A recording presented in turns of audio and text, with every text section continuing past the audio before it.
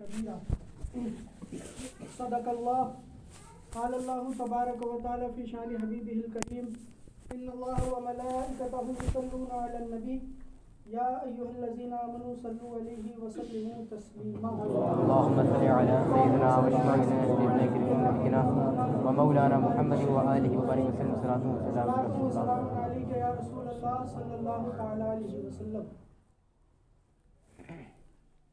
غوث اعظم کے نام کی یہ محفل ہے اور سنی جو ہے وہ غوث اعظم کی شان حق سے بیان کرتے ہیں اور ڈٹ کے بیان کرتے ہیں، لیکن کچھ ذلیل لوگ غوث اعظم کی شان کو ماننے سے انکار کر دیتے ہیں کہ غوث اعظم کے جو واقعات ہیں وہ معاذ اللہ گڑھے ہوئے، یہ جھوٹے ہیں، ان کی کوئی اصل نہیں ہے. غوث اعظم کی شان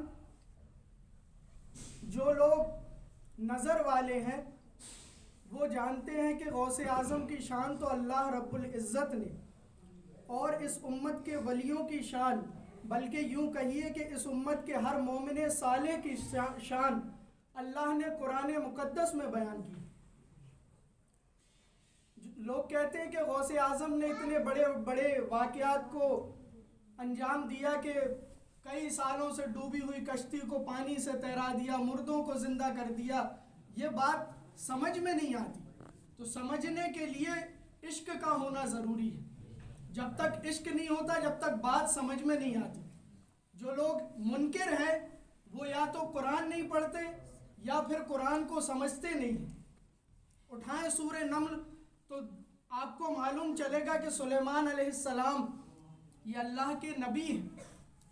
انہوں نے بلقیس کا تخت جب منگایا، واقعہ بتانا مقصد نہیں ہے، بس آپ کو ایک حوالہ دینا چاہتا ہوں. تو کہا کہ مجھے بلقیس کا تخت چاہیے جتنے جلدی ہو سکے.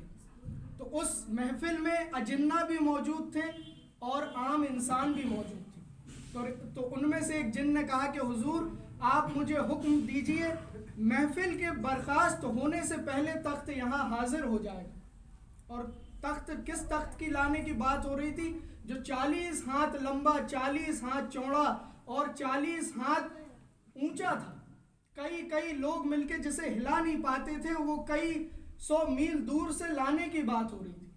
تو کہا کہ حضور آپ مجھے حکم دیں تو محفل کے برخاست ہونے سے پہلے وہ تخت یہاں حاضر ہو جائے گا. سلیمان علیہ السلام نے کہا کہ نہیں، اس سے بھی پہلے چاہیے. تو اسی محفل میں حضرت سلیمان کے غلام موجود تھے جن کا نام ہے حضرت آصف بن برقیہ. انہوں نے کہا حضور حکم دیں، پلکوں کے جھپکنے سے پہلے تخت یہاں حاضر ہو جائے گا. تو تخت لانے کا حکم جب ہوا تو ساری محفل نے دیکھا کہ پلک جھپکنے سے پہلے تخت وہاں حاضر تھا. حضرت آصف بن برقیہ کوئی جنات نہیں تھے بلکہ ایک انسان ہی تھے. اور وہ تخت جب حاضر ہوا تو حضرت سلیمان نے کہا کہ آصف یہ کہاں سے آیا؟ تو کہا کہ ھذا من فضل ربی، کہ یہ میرے رب کا فضل ہے.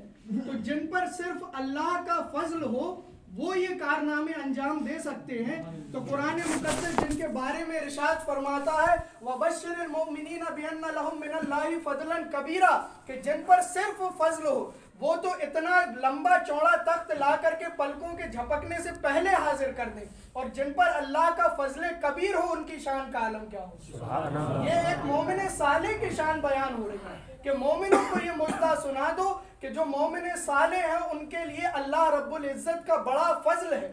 تو پھر غوث اعظم تو غوث اعظم ہے، ان کی ولایت کا کوئی مقابلہ ہی نہیں.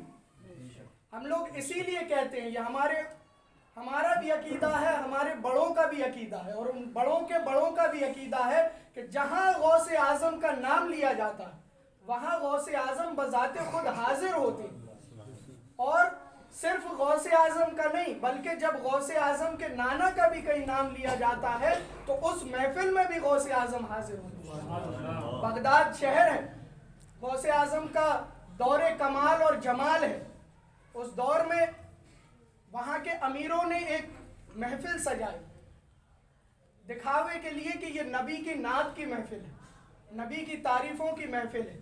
सारे शहर के उमरा को, वज़रा को, बड़े बड़े लोगों को बुलाया गया। उस महफिल में जाने के लिए एक गरीब खातून भी मुंतज़िर थी, गरीब औरत थी, वो भी चाहती थी कि वो उस महफिल में शिरकत करे और अपनी नबी की शान में कसीदों को सुने, नात को सुने। तो उसकी ये ख्वाहिश थी, वो अपनी बेटी को लेकर के, दोनों बेवा औरत और अपनी बेटी को लेकर के वो उस महफिल में पहुंची। महफिल में पहुंची तो दरबान ने बाहर ही रोक लगा दी कि ये अमीरों की महफिल है, यहाँ पर गरीबों का कोई काम नहीं, अगर तुम जैसी औरत इस महफिल में जाएगी तो हमारी महफिल का नाम खराब होगा। तो उस औरत ने बहुत मिन्नतें की, लेकिन उस दरबान ने उस औरत को अंदर जाने न दिया। जब वो औरत बिल्कुल मायूस होकर वापस आने लगी तो बेटी ने कहा कि अम्मी आप मायूस ना हो, हम उस नबी के मानने वाले हैं, उस नबी के चाहने वाले हैं कि जो अमीरों का नबी नहीं है बल्कि पूरे आलम का नबी है, जो रहमतुल लिल आलमीन बन के आया है, केवल अमीरों के लिए नहीं आया है। और वो दिल के खुलूस को देखते हैं, मालो असबाब को नहीं देखते। आप घर चलिए, हम अपने घर में नबी की महफिल सजाएंगे। तो वो औरत अपनी उस बच्ची के साथ, अपनी यतीम बच्ची के साथ वो औरत घर पहुंची। उस बच्ची ने घर के ही आंगन में एक छोटा सा हिस्सा साफ किया, वहां पर चादर बिछा दी। चादर बिछाने के बाद उस बेटी ने नबी की नात कहना शुरू की और माँ सामने बैठ करके सुभान अल्लाह और माशा अल्लाह की सदाएं देने लगी। देखते ही देखते उस औरत ने देखा कि थोड़ी देर में वक्त के गौस, वक्त के कुतुब, बल्कि यूं कहिए कि तमाम गौसों के गौसे आजम उसकी दहलीज पर खड़े थे, उसके दरवाजे पर खड़े थे। और सिर्फ खड़े ही नहीं थे बल्कि अदब से हाथ बांध करके खड़े हुए थे। वो औरत गौसे आजम के करीब गई कि हुजूर आज आप मुझ जैसी गरीब के घर पर कैसे तशरीफ लाए। तो देखते ही देखते गौसे आजम ने उस घर की दहलीज को चूम लिया। उस औरत ने कहा कि हुजूर आप इस गरीब खातून के घर की दहलीज को चूमते हैं। तो गौसे आजम फरमाते हैं कि मैं तुम्हारे घर में इसीलिए आया हूँ क्योंकि जब तुमने दिल से मोहब्बत के साथ, खुलूस के साथ नबी की नात कहना शुरू की, तुम्हारी बेटी ने नबी की नात पढ़ी, तुमने मोहब्बत से सुभान अल्लाह और माशा अल्लाह की सदाएं लगाई, तो बजाते खुद नबी अकरम सल्लल्लाहु ताला अलैहि वसल्लम मदीना से चल कर के बगदाद आ गए हैं और वो तुम्हारे घर में दाखिल हुए, इसीलिए मैंने तुम्हारी दहलीज को चुन लिया। तो ये गौसे आजम की शान है कि मालो असबाब नहीं देखते हो, वो ये देखते हैं कि किसके दिल में मेरी कितनी मोहब्बत है। और जब किसी के दिल में गौसे आजम की मोहब्बत होती है तो फिर वो ऐसे ऐसे उसके ऊपर फजलो करम फरमाते हैं कि लोगों की अकलें दंग रह जाती। गौसे आजम से मोहब्बत करने वाले कल भी गौसे आजम का नाम लेते थे, आज भी गौसे आजम का नाम लेते हैं और सुबह क़यामत तक गौसे आजम का नाम लेते रहेंगे। ये फैज़ान है इमाम हसन का कि अल्लाह रब्बुल इज़्ज़त ने उनकी औलादों में गौसियत को रखा, तो हमें गौसे आजम मिले तो उन्हीं के सदके व तुफैल मिले। और क़यामत के नज़दीक जब नफसी नफसी का आलम होगा और ईसा अलैहिस्सलाम का ज़हूर होगा तो महदी अलैहिस्सलाम इस दुनिया में तशरीफ़ लाएंगे, वो मुक्तदा बनेंगे और तमाम मुस्लिमीन मुक्तदी बनेंगे। तो मैं आपको बता दूं कि जो इमाम महदी मुसलमानों के फलाह और बहबूदी के लिए इस दुनिया में तशरीफ़ लाएंगे, वो इमाम महदी भी कोई और नहीं होंगे बल्कि उन्हीं इमाम हसन की औलाद में से होंगे, उन्हीं गौसे आज़म के ख़ानदान में से होंगे और वही इस दुनिया के आखिरी गौस भी होंगे। तो ये उनके ख़ानदान का फैज़ान है कि हमेशा से बढ़ता आ रहा है और हमेशा बढ़ता रहेगा।